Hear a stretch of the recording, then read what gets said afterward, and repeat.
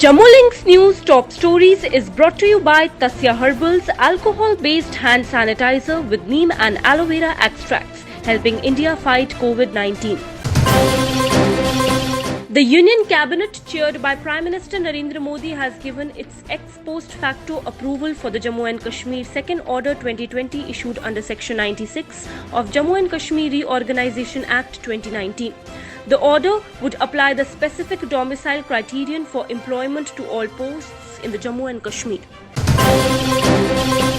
A 40-year-old woman from Anantnag district who has tested positive for coronavirus has died at a hospital here, taking the COVID-19 related death toll in Jammu and Kashmir to 18.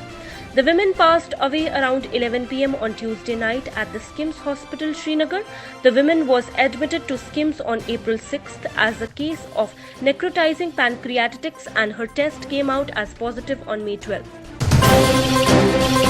Pakistan Army on Wednesday again shelled border villages and violated the ceasefire in less than a day along the line of control in Poonch district of Jammu and Kashmir. Defence spokesman said that after violating ceasefire in Kirni and Digwar sectors, Pakistan troops violated ceasefire in Kirni and Kasba sectors. After ceasefire violation in the morning, again in afternoon, Pakistan initiated unprovoked ceasefire violation by small arms firing and intense shelling with mortars along LOC in Kirni and Kasba sectors in district Poonch. Cellular services of all companies have been restored after remaining suspended for a day in the summer capital Srinagar, where the suspension of mobile internet continued for the second successive day on Wednesday for security reasons. The services were suspended on Tuesday following the killing of Hizbul Mujahideen divisional commander and another terrorist in an encounter in downtown Srinagar. The Jammu and Kashmir National Panthers Party on Wednesday torched an effigy of the BJP-led central government here to protest the new domicile rules and demanded a relook into the provisions allowing outsiders to become domicile of the Union Territory. The JK-NPP termed the notification an obnoxious piece of superimposed legislation enacted by the executive authority by defying popular sentiment in the erstwhile state.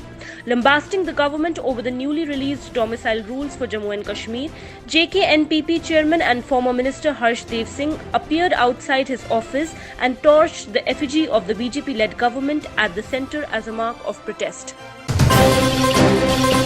Anantnag district of Jammu and Kashmir is emerging as a COVID-19 hotspot, with nearly one-third of the cases detected from the district police lines. As many as 78 police personnel posted at the Anantnag DPL have tested positive for COVID-19 so far. The authorities in the district have undertaken a massive drive to trace primary contacts of these policemen, but are facing difficulty given the nature of different tasks assigned to policemen in the Union Territory. Anantnag in South Kashmir was COVID-free till mid-April. The Jammu and Kashmir administration has imposed restrictions around quarantine centres in Udhampur district, where stranded people brought back from other states through special trains have been kept. District Magistrate Udhampur Piyush Singla imposed restriction under Section 144 of the CRPC around all designated notified quarantine centres of the district. Union Health Minister Harsh Vardhan, who is at the forefront of India's battle against COVID-19, is set to take charge as the chairman of the WHO Executive Board on May 22nd.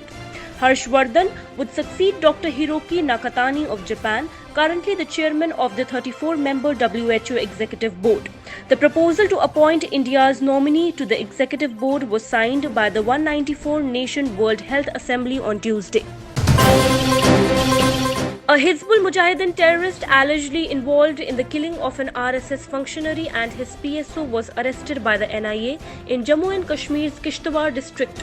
He was apprehended by the National Investigation Agency from the Hanjala area of the district Tuesday night.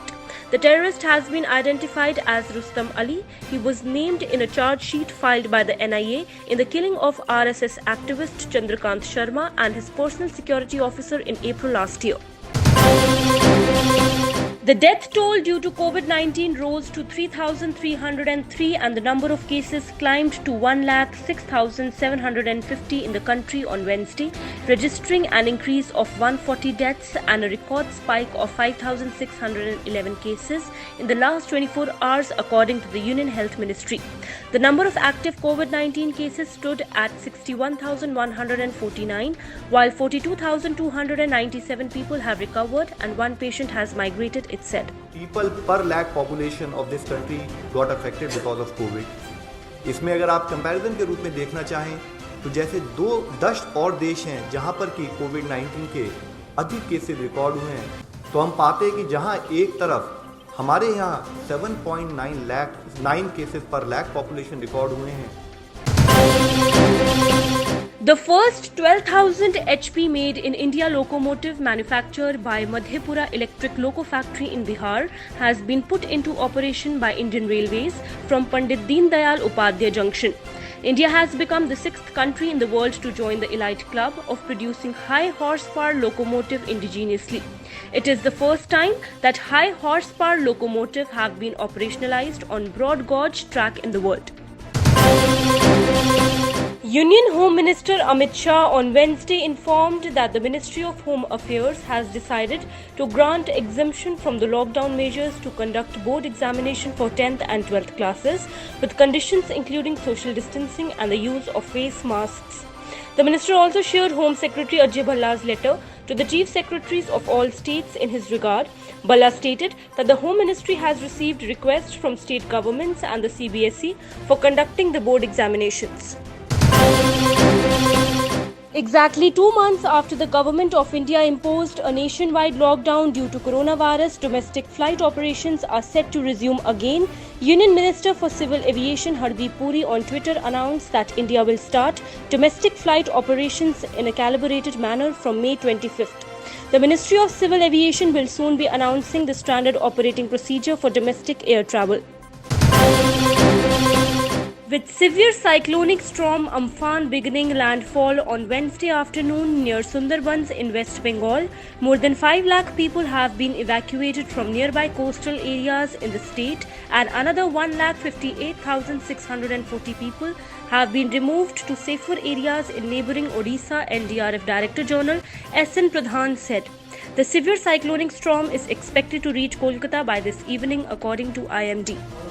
हम लोग अभी भी close watch रख रहे हैं क्योंकि situation is a fast changing transforming situation और ऐसा नहीं है कि एनडीआरएफ की ड्यूटी या किसी भी एजेंसी की ड्यूटी साइक्लोन के परिप्रेक्ष्य में ख़त्म हो जाती है साइक्लोन के लैंडफॉल के बाद. इनफैक्ट साइक्लोन के लैंडफॉल के बाद काम एक्चुअली शुरू होता है.